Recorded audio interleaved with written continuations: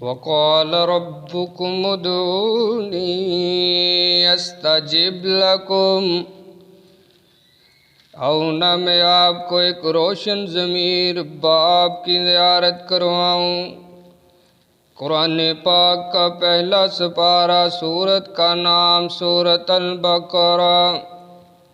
الہ العالمین نے فرمایا کنتم شہداء اذ حضر یعقوب الموت اذ قال لبنیہ ما تعبدون من بعدی۔ ایک روشن ضمیر باپ ہے، اللہ کا پیارا پیغمبر ہے، اپنے بیٹوں کو بلاتے ہیں۔ آخری وقت قریب ہے، دنیا سے جا رہے ہیں اور ایک بات کی فکر ستائی جا رہی ہے۔ اپنے بیٹوں کو نصیحت کرتے ہیں، ان کی تربیت کرتے جاتے ہیں۔ فائنل ڈیسیژن ان کو بتاتے جا رہے ہیں کہ میرے بیٹوں کہیں تم میرے بعد اللہ کو چھوڑ کر کے کسی اور کی عبادت نہ کرنے لگ جاؤ۔ سیدنا یعقوب علیہ السلام فرماتے ہیں ما تعبدون من بعدی، میرے بیٹوں مجھے بتلاؤ کہ میرے جانے کے بعد تم کس کی پوجا کرو گے، کس کی پرستش کرو گے، کس سے مدد مانگو گے، سجدہ کس کے سامنے کرو گے، رکوع کس کے سامنے کرو گے، جبین نیاز کس کے سامنے جھکاؤ گے۔ اب یہ باپ روشن ضمیر ہے تو بیٹے بھی روشن ضمیر ہیں۔ باپ روشن ضمیر ہے تو بیٹے بھی، اور یہ بھی کبھی کبھی ہوتا ہے، ہر وقت نہیں ہوتا کہ باپ بھی روشن ضمیر ہے تو بیٹے بھی روشن ضمیر ہوں۔ کہیں ایسے بھی ہوتا ہے باپ روشن ضمیر ہے اور بیٹے مردہ ضمیر نکل آتے ہیں، بے ضمیر نکل آتے ہیں۔ کہیں بیٹے باضمیر روشن ضمیر ہوا کرتے ہیں اور باپ مردہ ضمیر ہو جاتا ہے۔ لیکن یہاں تو اللہ کی خاص کرم نوازی ہے، اس کا فضل ہے۔ باپ بھی روشن ضمیر، بیٹے بھی روشن ضمیر ہیں۔ کیا جواب دیتے ہیں؟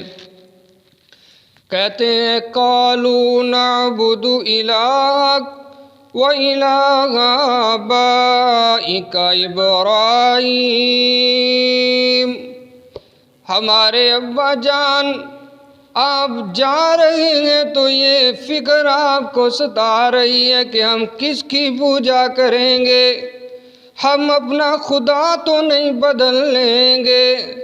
اللہ اکبر، باپ بھی تو روشن ضمیر ہے، یہ پوچھ رہا ہے، یہ تو نہیں کہہ رہا نا کہ میں اپنے وقت کا نبی ہوں، میری طویل گنڈے کی دکانیں چلا کرتی تھی، میں تو تویز بیچا کرتا تھا، میں نے بڑی کمائی کی ہے تویزوں کے ذریعے سے، فلاں ہاؤسنگ سوسائٹی میں بھی میرا پلاٹ ہے، بڑی مشکل سے میں نے کمایا ہے، فلاں جگہ پر میری اتنی جاگیر ہے، وہ میرے بیٹوں میں نے بڑی محنتوں سے کمایا ہے، میری محنت کو ضائع نہ کر دینا۔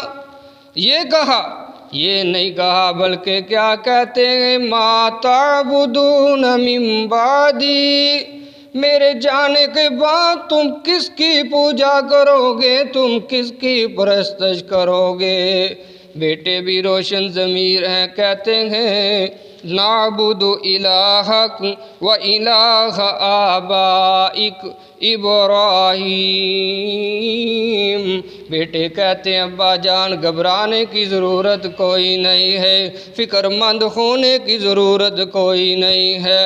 فرماتے ہیں کہ ہم آپ کے الہ کی پوجا کریں گے، آپ کے باپ ابراہیم، اسماعیل اور اسحاق کے خدا کی پوجا کریں گے۔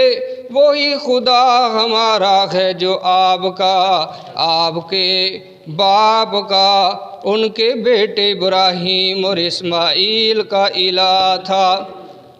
الہ واحدہ، اور کتنے الہ تھے ابراہیم کے، اسماعیل کے کتنے الہ تھے، ساتھ بتاتے جا رہے ہیں یہ روشن ضمیر بیٹے، کہتے ہیں الہ واحدہ، سب کا ایک الہ تھا، سب کا ایک داتا تھا، سب کا ایک حاجت روا تھا، سب کا ایک مشکل کشا تھا، سب کا ایک ہی بگڑی بنانے والا تھا۔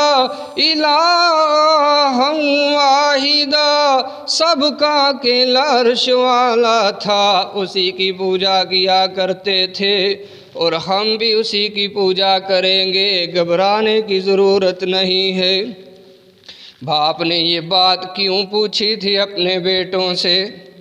باپ جانتا تھا نا، کائنات کس دھرتی کے سینے پر رہتے ہوئے روکھی سوکھی کھا کے بھی گزارا ہو سکتا ہے، کچھ مل جائے تو پھر بھی گزارا ہو سکتا ہے، کچھ نہ بھی ملے گا تو گزارا ہو جائے گا، لیکن یہ جو توحید کی دولت ہے، اگر یہ نہ رہی تو کچھ بھی نہیں بچے گا۔ توحید میں اگر بے وفائی ہو گئی تو سب کچھ ہونے کے باوجود بھی کچھ نہیں ہوگا۔ توحید اتنی بڑی نعمت ہے۔ رحمت کائنات صلی اللہ علیہ وسلم نے اپنے صحابی سے کہا تھا نا، فرمایا لا تشرک باللہ اوصانی خلیلی۔ صحابی خود فرماتے ہیں کہ میں نے اللہ کے رسول صلی اللہ علیہ وسلم سے یہ سنا، فرما رہے تھے میرے دوست، کہتے ہیں کہ میرے دوست، میرے یار، میرے پیغمبر نے مجھے وصیت کی تھی، اوصانی خلیلی، کہتے ہیں کہ وصیت کیا کی ہے؟ اللہ تشرک باللہ شیئا، اللہ کے ساتھ کسی کو شریک نہیں ٹھہرانا۔ یہ وصیت ہم نے جب پوچھ لیا کہ اللہ کے راستے میں جب ستائے جائیں، کوئی کہے کہ شرک کرو، نہیں تو کاٹ دیے جاؤ گے، جلا دیے جاؤ گے، اگر کوئی مصیبت کا شکار ہم ہو جائیں تو پھر کیا کرنا ہے؟ پھر شرک کر لینا ہے، پھر کسی اور سے مانگ لینا ہے۔ اگر اللہ 2 4 8 10 20 سال تک اولاد نہ دے تو کوئی اور بھی دیتے ہیں کائنات میں، سنا ہے، پھر ان کے پاس جا سکتے ہیں کہ نہیں جا سکتے؟ کوئی مجبور کرے تو پھر کیا کرنا ہے؟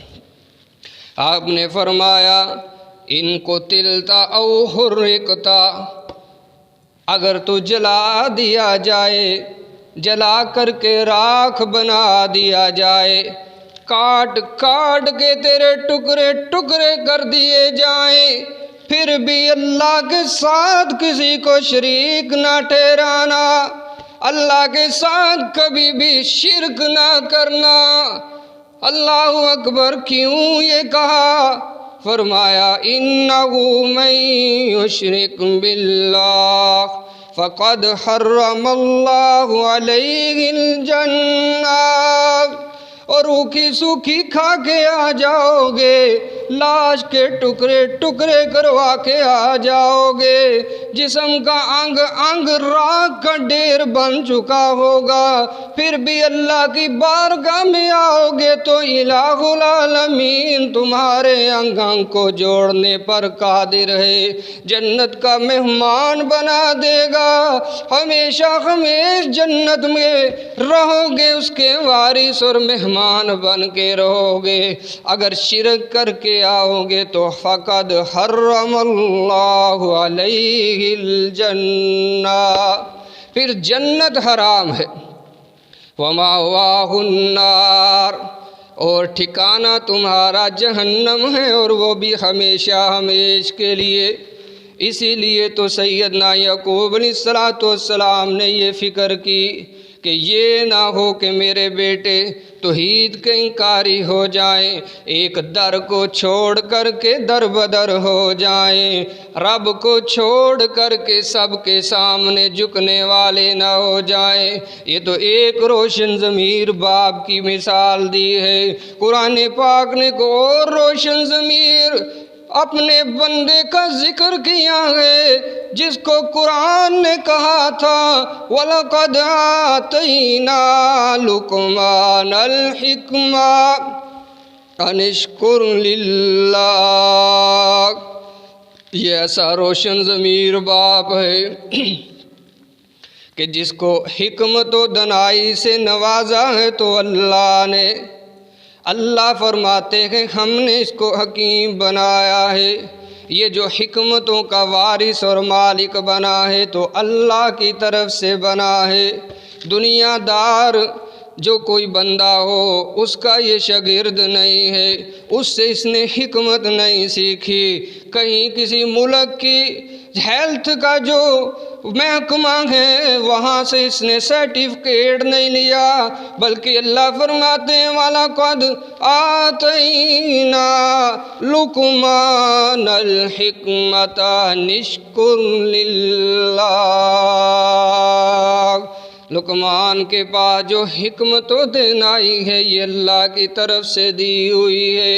اب یہ کیا کہتے ہیں، اپنے بیٹے کو سامنے بٹھاتے ہیں، کہتے ہیں میرے جان جگر لخت جگر آنا، میں تجھے ایک نصیحت کرنا چاہتا ہوں۔ لوگ بڑی بڑی دور سے آتے ہیں لقمان کے پاس کہ حکمت عطا کیجئے نا، کوئی نسخہ بتلا دیجئے نا، زندگی سنور جائے، بیماریاں دور ہو جائیں۔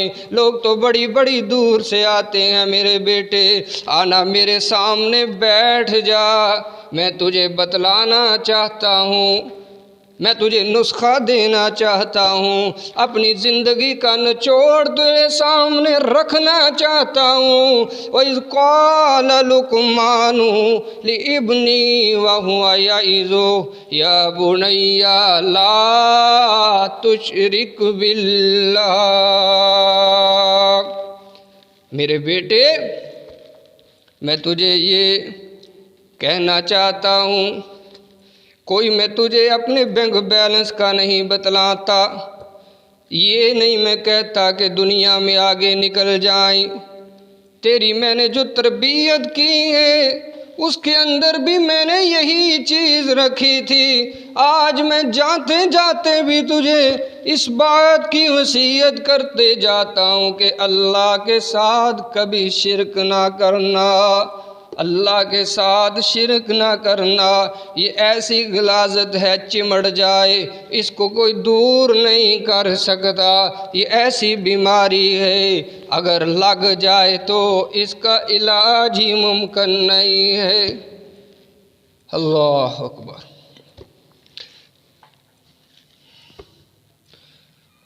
کر دے ختم۔